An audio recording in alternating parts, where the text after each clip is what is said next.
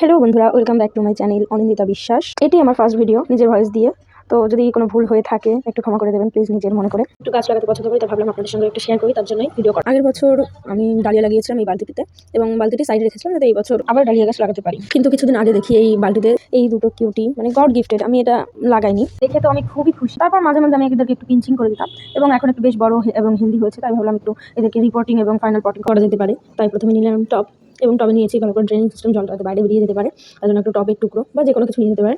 তারপর নিয়েছি মাটি, মাটিতে অবশ্যই নিম খোল, সর্ষের খোল, ভার্মি কম্পোস্ট, শিংকুচি এসব দিয়ে মাটিটা যাতে উর্বর, প্রথমেই গাছটা লাগানো হয়েছে মাটির থেকেই যেন ওর খাদ্যটা পুরো পেয়ে যায় প্রথম দিকেই, আপনার যাতে কোনো ওকে খাবার দিতে না হয়। তারপর গাছটি সুন্দর করে লাগাবেন এবং অবশ্যই মাটিটা একটু চেপে চেপে দেবেন। তারপর গাছ লাগানো হয়ে গেলে ওকে অবশ্যই পুরো অনেকটাই জল দেবে, পুরো টবের মাটিটা যাতে ভিজে যায় সেরকম পরিমাণে জল দেওয়ার পর ওকে একটা ছায়াযুক্ত জায়গায় রাখবে। তারপর কিছুদিন পর থেকে তাকে রোদে রাখবেন এবং একটা দিনের যেন সানলাইট সে পায়। থ্যাংক ইউ পুরো ভিডিওটা দেখার জন্য, এবং এরকম ভিডিও যদি আরও চান প্লিজ কমেন্ট করে দেবেন এবং শেয়ার, সাবস্ক্রাইব।